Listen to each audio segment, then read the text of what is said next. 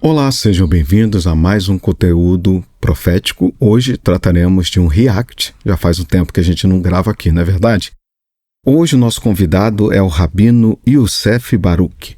Bom, eu não conheço o canal e já deixo de cara esse comunicado de que a intenção desse vídeo não é nem de longe difamar o trabalho feito pelo Rabino, ok?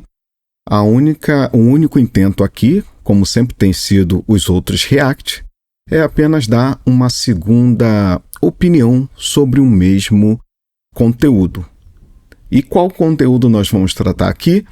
A questão da última semana, aquela que traz tanta confusão, ok? Eu vou deixar com vocês o trecho que eu separei, ok? E depois nós vamos trazer aqui as minhas considerações, tá bom? Vamos direto ao assunto. Vamos lá. Mas antes que eu me esqueça, por favor, deixe o seu like, é importante para que o YouTube entenda que o assunto é relevante, tá bom? Vamos lá.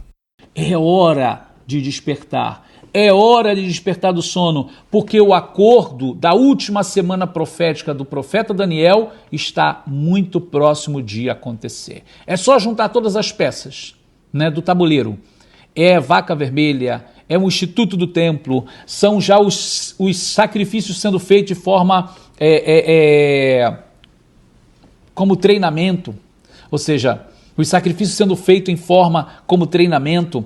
Nós temos a possibilidade do ambiente onde o templo pode ser construído. Nós temos as nações fazendo paz com Israel, as nações árabes reconhecendo Israel, ou seja, nós estamos aí diante desse quadro dos últimos dias. Ok. Vamos dar uma resposta à proposta da tese do Rabino, ok? Começando por esse tema aqui. O acordo da última semana de Daniel está para acontecer. Veja bem, aqui é que está o ponto de partida interessante e importante aqui. Eu vou deixar com vocês aqui um versículo que a gente vai meditar e vamos ver que esse acordo de paz de alguma forma se torna uma utopia. É um texto fora do contexto. Vamos lá. No capítulo 9, ali no versículo 26, o penúltimo versículo para o último, eu vou direto ao assunto indo para o fim do versículo. E até ao fim haverá guerra. E até ao fim haverá guerra. Então, só por aqui já entendemos que não há acordo de paz, Estão determinadas as assolações. Mas se a gente for pular justamente para o versículo que mais dá problemas a essa interpretação de acordo de paz, nós temos o seguinte ditado: e ele firmará aliança com muitos por uma semana, e na metade da semana fará cessar o sacrifício e a oblação. Vamos a alguns contextos aqui, importante. Primeiro, no início do bloco das 70 semanas de Daniel, o anjo diz o seguinte: Daniel, 70 semanas estão separadas, determinadas para o seu povo. Então, já começa por aqui. Pensar que, escatologicamente falando, o anticristo, o antimessias, fará uma aliança com quem? Com o povo de Israel? Ok, mas nós temos os gentios aqui nesse contexto, somos nós. Então, como é que fica isso? Já está meio desconexo a questão, tá? Segundo ponto, o acordo de paz, ele não é mencionado nesse versículo aqui, tanto é que eu parei no meio do versículo. Uma coisa é você fazer uma aliança com muitos, é o que está aqui a dizer. Outra coisa é fazer um acordo de paz. São termos diferentes. Não está escrito aqui acordo de paz. O contexto diz o seguinte, que ele firmará uma aliança com muitos. Nós vemos aqui perfeitamente a transição praticamente da morte de Cristo, da antiga para a nova aliança. Esse é o contexto. E aqui dentro desse contexto, sim, o que está escrito verdadeiramente lá nos outros livros do Novo Testamento, nós vemos aqui a antiga e a nova aliança. Então, essa palavra aliança com muitos se encaixa perfeitamente, mas não acordo de paz. Isso não está escrito aqui. Portanto, esse termo que tanto é difundido aqui nas redes sociais, acordo de paz, isso é um acréscimo àquilo que não está contido na Bíblia.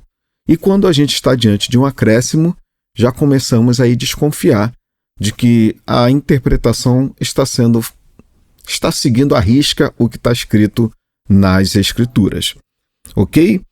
Portanto, os outros contextos, ele fala o que? Da vaca vermelha, o instituto do templo, os sacrifícios em treinamento, as nações reconhecendo Israel sobre o acordo de paz. De fato, alguns acordos estão sendo feitos por intermédio de Donald Trump, que já no seu primeiro mandato, lá atrás, já queria fazer isso através do seu genro. Eles estão aí trabalhando disso. Isso é apenas um segmento, não do que está escrito nas Escrituras, na profecia. Isso é um segmento de que eles estão tentando interpretar a Bíblia, estão tentando fazer com que essa interpretação profética se realize. Aquelas pessoas que estão ao redor de Donald Trump possivelmente devem estar também com essa interpretação em mente. Estão fazendo, achando que estão cumprindo as profecias. Só que não é por aí, tá bom? Então, assim, para terminar, eu vou partir para a parte mais importante desse react, que é o capítulo 12 de Daniel. E aqui sim,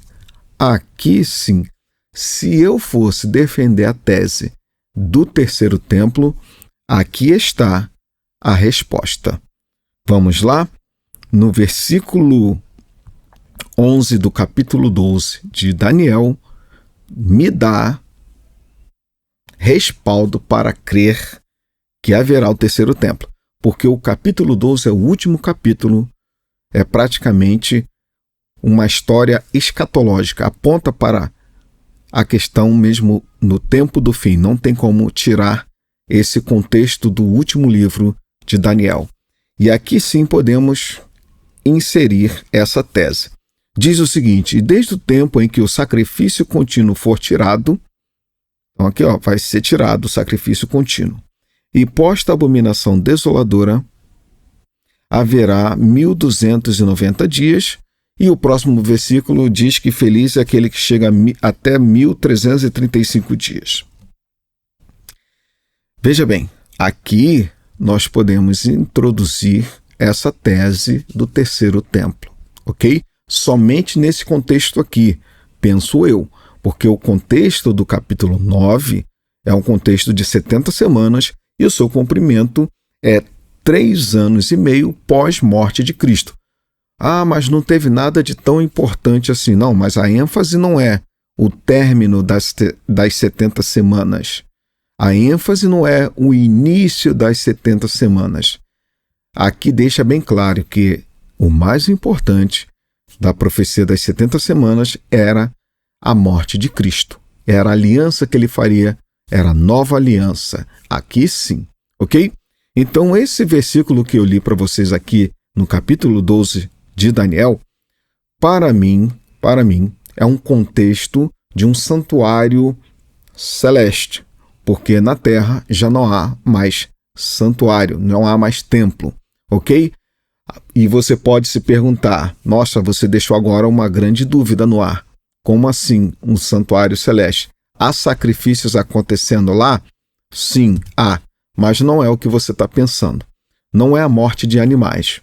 É um outro contexto que eu vou gravar posteriormente, tá bom? Aí a gente vai estar entrando no campo das profecias, no meu interpretar sobre as profecias, tá bom?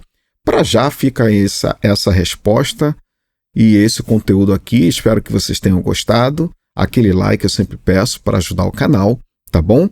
E fique com Deus, que Deus te abençoe e até o próximo vídeo, se Deus quiser. Até lá!